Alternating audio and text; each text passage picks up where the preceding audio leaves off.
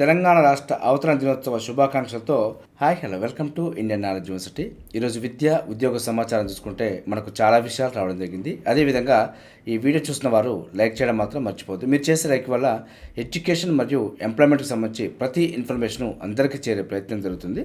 So ప్రధానంగా ఈరోజు సంబంధించిన వివరాలు చూసుకుంటే పూర్తి స్థాయి పరిశీలన తర్వాతే యువ వికాసం అంటూ వార్త చూసుకోవచ్చు. ఒక్క అనర్హుడు కూడా లబ్ధి చేకూరద్దంటూ ప్రభుత్వం అయితే పేర్కొంటుంది. సో మరింత లోతుగా విశ్లేషించాకే లబ్ధిదారుల ఎంపిక, సీఎం మరియు మంత్రుల సమావేశంలో నిర్ణయం. సో మొత్తానికి యువ వికాసం వాయిదా అంటూ కూడా అన్ని దినపత్రికల్లో ఇదే న్యూస్ అయితే రావడం జరిగింది. సో మనకు లోతైన పరిశీలన తర్వాతే యువ వికాసం సంబంధించి ప్రారంభించబోతారంటూ ఇవ్వడం జరిగింది. సో ప్రభుత్వం గత కొన్ని రోజులుగా చూసుకుంటే ఏ స్కీమ్కి సంబంధించి కూడా డేట్ ప్రకటిస్తుంది, సో దాన్ని వాయిదా వేస్తుంది. సో ఈ విధంగా కొంత అనుభవ లేమితోటైతే కొంత వాయిదా ప్రక్రియ అయితే కొనసాగుతుందని చెప్పుకోవచ్చు. సో మరి ముందు ఏ విధంగా ఇస్తుందని కూడా చెప్పే ప్రయత్నం చేస్తాను. అదేవిధంగా కాలేజీలు ఇచ్చారు, పోస్టులు మర్చారంటూ వార్త చూసుకోవచ్చు. బీఆర్ఎస్ హయాంలో 16 జూనియర్ కాలేజీలు మంజూరు చేయడం జరిగింది.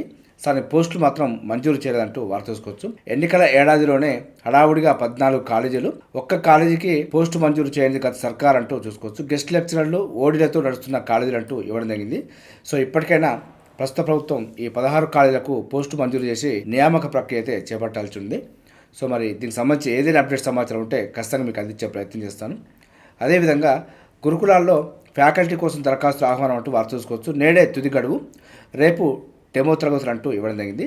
సో మనకు ఉమ్మడి వరంగల్ జిల్లాలోని తెలంగాణ రాష్ట్ర గురుకుల విద్యాసంస్థలో ఫ్యాకల్టీ కోసం దరఖాస్తును అయితే ఆహ్వానిస్తున్నట్టు తెలంగాణ రాష్ట్ర బాలికల గురుకుల కళాశాలలు అయితే పేర్కొనడం జరిగింది. సో మనకు ఉమ్మడి వరంగల్ జిల్లాలో ఉన్న కళాశాలలు అయితే మీరు ఒకసారి సంప్రదించే ప్రయత్నం చేయండి. అదేవిధంగా అర్హత మరియు ఆసక్తి కలిగిన అభ్యర్థులు దరఖాస్తు చేసుకోవాలంటూ వారైతే కోవడం జరిగింది. సో మనకు పాఠశాలలు అయితే తెలుగు, ఇంగ్లీషు, సంస్కృతం, గణితం, ఫిజికల్ సైన్సు, బయోసైన్సు, సోషల్ బోధించేందుకు కళాశాలలో ఖాళీగా ఉన్న గణితం, బాటనీ, జువాలజీ, ఫిజిక్స్, కెమిస్ట్రీ బోధించడం కోసం అభ్యర్థులు జూన్ 2వ తేదీ వరకు దరఖాస్తు చేసుకోవచ్చంటూ వారైతే పేర్కొనడం జరిగింది. జూన్ 3వ తేదీన అసనపర్తి బాలికల గురుకుల పాఠశాలలో అదేవిధంగా కళాశాలలో జరిగే డెమో ఇంటర్వ్యూకు హాజరు కావాలంటూ వారైతే తెలపడం జరిగింది. సో మరింత సమాచారం కోసం ఇక్కడ ఇచ్చిన ఫోన్ నెంబర్ సంప్రదించే ప్రయత్నం చేయండి. సో ఈరోజైతే లాస్ట్ డేట్ కాబట్టి ఫస్ట్ అయితే అప్లికేషన్ చేసుకునే ప్రయత్నం చేయండి. అదేవిధంగా ఉద్యోగులకు ఏం చేద్దామంటూ వార్త చూసుకోవచ్చు. మనకు జూన్ 2వ తేదీ అంటే మనకు తెలంగాణ రాష్ట్ర ఆవిర్భావ దినోత్సవ సందర్భంగా ఉద్యోగులకు ఏం చేద్దామంటూ ప్రభుత్వం అయితే ఆలోచిస్తుంది. ఉద్యోగులకు ఏం చేద్దామన్న ఆలోచన కాకుండా నిరుద్యోగులకు ఏం చేద్దామన్న ఆలోచన విధంగా ముందుకెళ్లే ప్రయత్నం జరగాలి. ఎందుకంటే తెలంగాణ రాష్ట్రం ఏర్పడిందే నిరుద్యోగుల శ్రమదానాల మీద. సో మరి ప్రభుత్వం కూడా ఒకసారి నిరుద్యోగులకు సంబంధించి ఆలోచించే ప్రయత్నం చేయాలి. అదేవిధంగా మరో పాయింట్ తీసుకుంటే నవోదయ నోటిఫికేషన్ రిలీజ్ అంటూ వార్త చూసుకోవచ్చు. 6వ తరగతిలో ప్రవేశాల కోసం దరఖాస్తుల ఆహ్వానం ఈ నెల 15 నుంచి నవంబర్ 15 వరకు లాస్ట్ డేట్ అవుతుంది. వచ్చే విద్యా సంవత్సరం అంటే 2026-27కి సంబంధించి 6వ తరగతి ప్రవేశాల కోసం అయితే నోటిఫికేషన్ విడుదలైంది. ఇది గ్రామీణ విద్యార్థులకు నాణ్యమైన విద్య అందించడం కోసం ఈ పరీక్ష ద్వారా 653 నవోదయ విద్యాలయాల్లో సీట్లను భర్తీ చేయనున్నారు. సో దీనికి సంబంధించి పూర్తి వీడియో అయితే మన ఛానల్ అందుబాటులో ఉంది. ఒకసారి చూసుకొని అప్లికేషన్ చేసుకునే ప్రయత్నం చేయండి. అదేవిధంగా మరో పాయింట్ చూసుకుంటే 8వ రోజులోకి శుభాంశు శుక్లా అంటూ వార్త చూసుకోవచ్చు. ఆక్సియం 4వ అంతరిక్ష వాణిజ్య మిషన్లో భాగంగా భారత వ్యోమగామి శుభాంశు శుక్లా రోదస్లోకి వెళ్లనున్నారంటూ చూసుకోవచ్చు. మనకు ఈ నెల 8న ఫ్లోరిడా నుంచి స్పేస్ ఎక్స్ ఫాల్కన్ 9 రాకెట్ ద్వారా ఆయన అంతర్జాతీయ అంతరిక్ష కేంద్రానికి వెళ్లనున్నారంటూ ఇవ్వడం జరిగింది. సో తద్వారా రోదసి యాత్ర చేపట్టిన 2వ భారతీయుడిగా రికార్డు సృష్టించనున్నారంటూ చూసుకోవచ్చు. ఇంతకుముందు అయితే మనకు రాకేష్ శర్మ రష్యా సహకారంతో అంతరిక్షయానం చేసే సంగతి మనకు తెలిసింది. దాదాపు 40 ఏళ్ల తర్వాత మళ్ళీ ఓ భారతీయుడు రోదస్లోకి వెళ్తుండటం విశేషం అంటూ కూడా చూసుకోవచ్చు. నాసా సహకారంతో సుభాష్ శుక్లా ఐఎస్ఎస్లో వివిధ శాస్త్రీయ పరిశోధనలు చేరున్నారంటూ చూసుకోవచ్చు. శుక్లాతో పాటుగా కూడా మనకు పోలాండ్ నుంచి స్లావోజ్ విస్న్యూస్కి అదేవిధంగా హంగరీ నుంచి టిబర్ కాపు ఐఎస్ఎస్కి వెళ్ళున్నారంటూ చూసుకోవచ్చు. మొత్తానికి 40 ఏళ్ల తర్వాత భారతీయుడు ఐఎస్ఎస్కు వెళ్ళున్నారంటూ చూసుకోవచ్చు. అదేవిధంగా మనం పాటించుకుంటే మీ ప్రేమకు ఫిదా అయ్యా అంటూ మనకు మిస్ వరల్డ్ 2025 ఓపల్ సుచాత అంటూ వార్త చూసుకోవచ్చు. మనకు హైదరాబాద్ రావడం మర్చిపోలేనిది, మహిళా సాధికారత కోసం పనిచేస్తా, బ్రెస్ట్ క్యాన్సర్పై అవగాహన కల్పిస్తున్నా అంటూ వార్త చూసుకోవచ్చు. మనకు తెలంగాణ రాష్ట్ర ప్రభుత్వం అందించిన సహాయ సహకారాలు మర్చిపోలేనివంటూ Miss World 2025 Opal Suchata Thailand అన్నారంటూ ఇవ్వడం జరిగింది. సో కరెంట్ అఫైర్లో భాగంగా గుర్తుంచుకునే ప్రయత్నం చేయండి. సో మొదటి విజేత అదేవిధంగా 2వ తృతీయ విజేతలు కూడా చూసుకునే ప్రయత్నం చేయండి. అదేవిధంగా మనం పాటించుకుంటే 13 లేదా 14 ఇంటర్ సప్లిమెంటరీ ఫలితాలు అంటూ చూసుకోవచ్చు. మనకు ఇంటర్ అడ్వాన్స్ సప్లిమెంటరీ ఫలితాలు అయితే ఈ నెల 13 లేదా 14 విడుదల కానున్నాయంటూ ఇవ్వడం జరిగింది. పరీక్షల మూల్యాంకనం ఈ నెల 6తో పూర్తి కానుందంటూ చూసుకోవచ్చు. తర్వాత ప్రాక్టికల్స్ అదేవిధంగా సహా ఇంటర్నల్స్ పరీక్షలను కూడా పూర్తి చేసి 13, 14 తేదీలో ఫలితాలు విడుదల చేయనున్నారంటూ అధికారులు అయితే పేర్కొనడం జరిగింది. అదేవిధంగా నేడు జేఈ అడ్వాన్స్డ్ ఫలితాలు విడుదలంటూ కూడా చూసుకోవచ్చు. జేఈ అడ్వాన్స్డ్ ఫలితాలు సోమవారం విడుదల కానున్నాయంటూ ఇవ్వడం జరిగింది. సో ఐఐటి కాన్పూర్ ఉదయం 10 గంటలకు జేఈ అడ్వాన్స్డ్ ర్యాంకులను విడుదల చేయనున్నది. విద్యార్థుల ఫలితాల కోసం అయితే JEE.advanced.ac.in అఫీషియల్ వెబ్సైట్లో చెక్ చేసుకోవచ్చు. అదేవిధంగా జోసా కౌన్సిలింగ్ మాత్రం ఈ నెల 3 నుంచి ప్రారంభం కానున్నదంటూ చూసుకోవచ్చు. అదే రోజు నుంచి కూడా ఆప్షన్లు ఎంచుకోవచ్చు అంటూ ఇవ్వడం జరిగింది. 14న మొదటి రౌండు, 21న రెండవ రౌండు, 28న మూడవ రౌండు, జూలై 4న 4వ రౌండు, జూలై 10న 5వ రౌండు సీట్లు కేటాయిస్తారంటూ చూసుకోవచ్చు. జూలై 16న ఫైనల్ రౌండ్లో సీట్లు కేటాయిస్తారంటూ చూసుకోవచ్చు. మొత్తం 6 రౌండ్లు ఉంటాయి. 6వది ఫైనల్ రౌండ్ కాబట్టి సో చాలా జాగ్రత్తగా చూసుకునే ప్రయత్నం చేయండి. దీనికి సంబంధించి కూడా పూర్తి వీడియోలు అయితే మన ఛానల్ అందుబాటులో ఉన్నాయి, ఒకసారి చూసుకునే ప్రయత్నం చేయండి.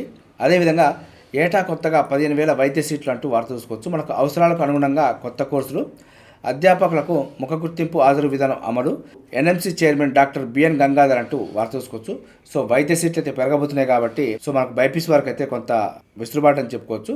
ఏటా వైద్య కళాశాలల సంఖ్య పెరుగుతుంది. వాటిలో మౌలిక వసతులు, నాణ్యత ప్రమాణాలు మెరుగ్గా ఉండేందుకు తీసుకున్న చర్యలు ఏమిటంటూ అడిగిన దానికి గాను ఈ విధంగా వార్త అయితే ఇవ్వడం జరిగింది. సో మొత్తానికి 15,000 సీట్లు ఏటా పెంచబోతున్నామంటూ ఎన్ఎంసీ అయితే పేర్కొంది. ఇది మెడికల్ కోర్సుకు ఎవరైతే చదువుతున్నారో వారికైతే కొంత ఉపశమనం చెప్పుకోవచ్చు. అదేవిధంగా నేటి నుంచి జూనియర్ కాలేజీలు రీఓపెన్ అంటూ వార్త చూసుకోవచ్చు. రాష్ట్రంలోని జూనియర్ కాలేజీలకు సమ్మర్ హాలిడేస్ ముగిశాయి. దీంతో సోమవారం నుంచి కళాశాలలు రీఓపెన్ కానున్నాయంటూ చూసుకోవచ్చు. మనకు మార్చి 31 నుంచి మే 31 వరకు అన్ని కాలేజీలకు ఇంటర్ బోర్డు అయితే వేసవి సెలవులు ప్రకటించింది. జూన్ 1న ఆదివారం కావడంతో జూన్ 2 నుంచి కొత్త విద్యా సంవత్సరం ప్రారంభం కానుందంటూ చూసుకోవచ్చు. మొత్తానికి ప్రభుత్వ, ప్రైవేటు, ఎయిడెడ్ జూనియర్ కాలేజీలతో పాటు గురుకులాల్లోనూ ఫస్ట్ ఇయర్, సెకండ్ ఇయర్ క్లాసులు మొదలు కానున్నాయంటూ ఇవ్వడం జరిగింది. సో ఈ రోజు నుంచి అయితే జూనియర్ కాలేజీలు రీఓపెన్ అంటూ వార్త చూసుకోవచ్చు. సో విద్యార్థులు అయితే పట్టణ బాట పడుతున్నారని చెప్పుకోవచ్చు. అదేవిధంగా నేషనల్ హైవేస్ అథారిటీలో 60 ఉద్యోగాలు అంటూ చూసుకోవచ్చు.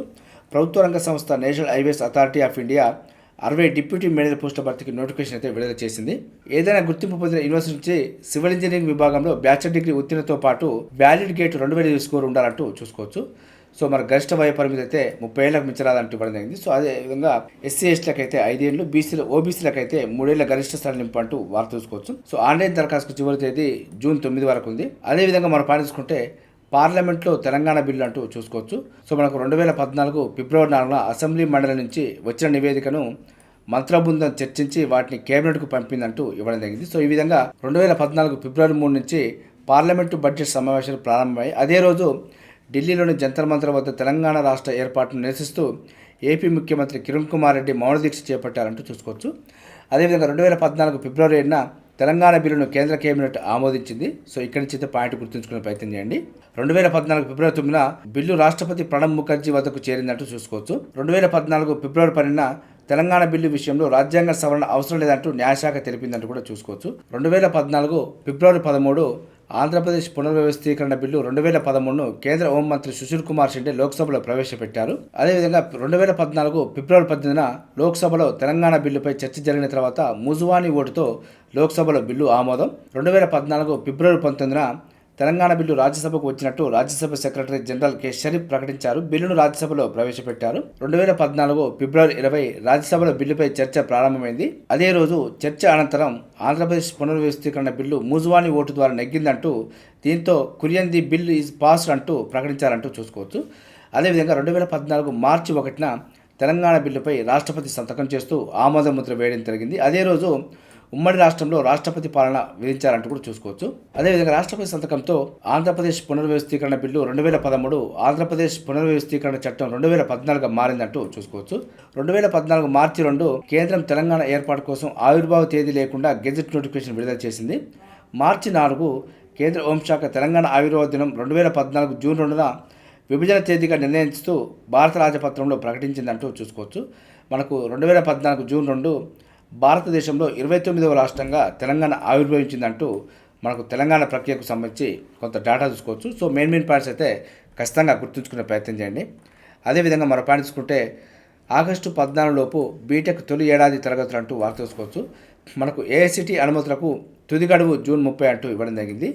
సో మనకు కౌన్సిలింగే ప్రారంభం కాలేదు, కానీ తరగతులకు సంబంధించి షెడ్యూల్ అయితే ప్రకటించడం జరిగింది. సో మరి ప్రభుత్వం ఎంతవరకు కౌన్సిలింగ్ త్వరగా నిర్ణయించి మనకు ఆగస్టు 14 లోపు బీటెక్ తరగతులు ప్రారంభిస్తున్నది ముందు చూసే ప్రయత్నం చేద్దాం. దీనికి సంబంధించి ఏదైనా ఇన్ఫర్మేషన్ రాగానే మీకు ఖచ్చితంగా అందించే ప్రయత్నం చేస్తాను. అదేవిధంగా 625 మందికి పోలీసు సేవా పథకాలు అంటూ చూసుకోవచ్చు. కరెంట్ అఫైర్లో భాగంగా గుర్తుంచుకునే ప్రయత్నం చేయండి. అదేవిధంగా మనకు 9 మందికి శౌర్య పథకం, 16 మందికి మహోన్నత సేవా పథకం, 92 మందికి ఉత్తమ సేవా పథకం, నేడు మెడల్స్ ప్రదానం చేయనున్న సీఎం అంటూ ఇవ్వడం జరిగింది. సో మొత్తానికి తెలంగాణ ఆవిర్భావ దినోత్సవం సందర్భంగా ఏడాది 625 మందికి పోలీసు సేవా పథకాలు ప్రభుత్వం ప్రకటించిందంటూ ఇవ్వడం జరిగింది. సో ఎవరికి ఇచ్చింది అనేది పెద్ద గుర్తుంచుకోవాల్సిన అవసరం లేదు. సో ఎంతమందికి అనేది మాత్రం చూసుకునే ప్రయత్నం చేయండి. అదేవిధంగా జగన్నాథ రథానికి సుఖోయ్ టైర్లు అంటూ కరెంట్ అఫైర్ల భాగంగా చూసుకోవచ్చు. 48 ఏళ్లలో తొలిసారి ఇలా అంటూ వార్త చూసుకోవచ్చు. మనకి ఈ నెల 20న జగన్నాథుడి రథయాత్రను ఘనంగా నిర్వహించేందుకు పశ్చిమ బెంగాల్కు చెందిన ఇస్కాన్ ఇప్పటి నుంచే ఏర్పాటు చేస్తుంది. అయితే ఈసారి గతానికి భిన్నంగా స్వామివారి రథానికి యుద్ధ విమానాల టైర్లు వాడాలని నిర్ణయించిందంటూ చూసుకోవచ్చు.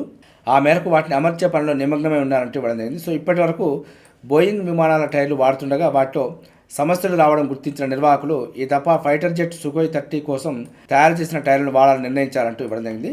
సో మనకు సుఖోయ్ టైర్లకు ఆర్డర్ పెట్టడంతో సదరు కంపెనీ ఆశ్చర్యపోయిందంటూ కూడా ఇవ్వడం జరిగింది. సో రథం సమస్యను వివరించగా వారు ఆలయానికి వచ్చి పరిశీలించారంటూ ఇవ్వడం జరిగింది. సో కోల్కతా ఇస్కాన్ ప్రతినిధి రాధారమణ్ దాస్ తెలిపారంటూ ఇవ్వడం జరిగింది. సో అంతా సవ్యంగా సాగితే ఈసారి స్వామివారి సుఖోయ్ టైర్లు అమర్చిన రథంపై ఊరేగుతారంటూ కూడా మనకు వెల్లడించడం జరిగింది. సో కరెంట్ అఫైర్ల భాగంగా వీటికి సంబంధించి అయితే గుర్తుంచుకునే ప్రయత్నం చేయండి. సో 48 ఏళ్ల తర్వాత కొత్త చక్రాలు లభించినట్లయిందంటూ కూడా ఇవ్వడం జరిగింది. జగన్నాథ రథం గంటకు 1.4 కిలోమీటర్ల వేగంతో నడుస్తున్నట్టు సుఖోయ్ టైర్లు గంటకు 280 కిలోమీటర్ల వేగాన్ని కూడా తట్టుకోగలవంటూ ఆలయ నిర్వాహకులు అయితే పేర్కొనడం జరిగింది. సో మొత్తానికి అత్యంత శక్తివంతమైన టైర్లను అమర్చబోతున్నారు.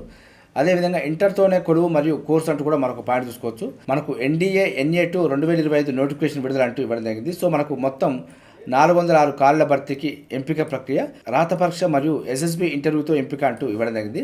సో మనకు రక్షణ రంగంలో ఆఫీసర్ కొలువు కోరుకునే వారికి చక్కటి అవకాశం అయితే స్వాగతం పలుకుతుంది. UPSC త్రివిధ దళాల్లో పోస్టుల భర్తీకి NDA SA2 2025 నోటిఫికేషన్ విడుదల చేసింది. దీని ద్వారా ఇంటర్ అర్హతతోనే ఇండియన్ ఆర్మీ మరియు నేవీ ఎయిర్ ఫోర్స్లో కొలువుతో పాటు కోర్సును కూడా పూర్తి చేసుకోవచ్చు అంటూ చూసుకోవచ్చు. రాత పరీక్ష, SSB ఇంటర్వ్యూ, మెడికల్ టెస్టుల ఆధారంగా ఎంపిక ప్రక్రియ అయితే నిర్వహించడం జరుగుతుంది. సో మనకు ఆన్లైన్ దరఖాస్తు చివరి తేదీ అయితే జూన్ 17 వరకు ఉంది. సో రాత పరీక్ష మనకు సెప్టెంబర్ 14న కండక్ట్ చేయడం జరుగుతుంది. పూర్తి వివరాల కోసం అయితే UPSC.online.nic.in చెక్ చేసుకోవచ్చు. అదేవిధంగా UPSC.gov.in కూడా చెక్ చేసుకోవచ్చు అంటూ ఇవ్వడం జరిగింది. సో దీనికి ఇంటర్మీడియట్ అయితే అర్హతగా ఉండడం జరిగింది. సో ఎవరైతే ఇంటర్మీడియట్ రాశారో వారైతే ఒకసారి చూసుకునే ప్రయత్నం చేయండి. అదేవిధంగా తెలుగు యూనివర్సిటీలో ప్రవేశాలంటూ వార్త చూసుకోవచ్చు. మనకు తెలంగాణ రాష్ట్రం మేడ్చల్ మల్కాజ్గిరి జిల్లా బాచుపల్లిలోని సురవరం ప్రతాప్ రెడ్డి తెలుగు యూనివర్సిటీలో 2025-26 విద్యా సంవత్సరానికి సంబంధించి డిగ్రీ, MA, UG మరియు PG డిప్లొమా సర్టిఫికేట్ రెగ్యులర్ కోర్సుల్లో ప్రవేశాలకైతే దరఖాస్తులు కోరుతుంది. సో మనకు ఆన్లైన్ దరఖాస్తు చివరి తేదీ జూన్ 24 వరకు ఉంది. ఆలస్య రుసుముతో అయితే జూన్ 30 వరకు కూడా ఉంది. పూర్తి వివరాల కోసం అయితే తెలుగు యూనివర్సిటీ.ac.in చెక్ చేసుకునే ప్రయత్నం చేయండి. అదేవిధంగా మనం పాటించుకుంటే మనకు GPO ఉద్యోగాలు 7,000కు పైగా ఖాళీలు అంటూ వార్త చూసుకోవచ్చు. మనకు జిల్లాల వారీగా ఎంతమంది, అదేవిధంగా ఏ జిల్లాకు ఎన్ని వేకెన్సీ ఉన్నాయనే అఫీషియల్ సమాచారం అయితే మన ఛానల్లో ప్రత్యేకమైన వీడియో రూపంలో అందించే ప్రయత్నం చేశాను. సో ఒకసారి చూసుకునే ప్రయత్నం చేయండి. సో మనకు దాదాపుగా 3,550 మంది పాత VRO VRLని అయితే నియమించడం జరిగింది. సో మిగిలిన 7,400 పైచిలకు పోస్టులకు సంబంధించి రాబో నోటిఫికేషన్ సంబంధించి పూర్తి వివరాలు అయితే మన ఛానల్ అందుబాటులో ఉన్నాయి. సో ఒకసారి చూసుకొని ఫాలోఅప్ చేసుకునే ప్రయత్నం చేయండి. చూసారుగా, ఇది ఈరోజు సంబంధించి విద్యా ఉద్యోగ సమాచారం. ఇదే విధంగా మన ఛానల్ అయితే ప్రతిరోజు మార్నింగ్ రావడం జరుగుతుంది. వీటితో పాటు అడ్మిషన్ నోటిఫికేషన్స్ మరియు రిక్రూట్మెంట్ నోటిఫికేషన్ సంబంధించి కూడా మీకు ఎప్పటికప్పుడు అప్డేట్ సమాచారం అయితే అందించే ప్రయత్నం చేస్తున్నాను. మన ఛానల్ చూసిన వారు సబ్స్క్రైబ్ చేసుకుని ఫాలో అవుతూ ఉండండి. ఈ వీడియో నచ్చితే లైక్ చేయండి, షేర్ చేయండి, సబ్స్క్రైబ్ చేసుకోవడం మాత్రం మర్చిపోద్దు. Have a nice day.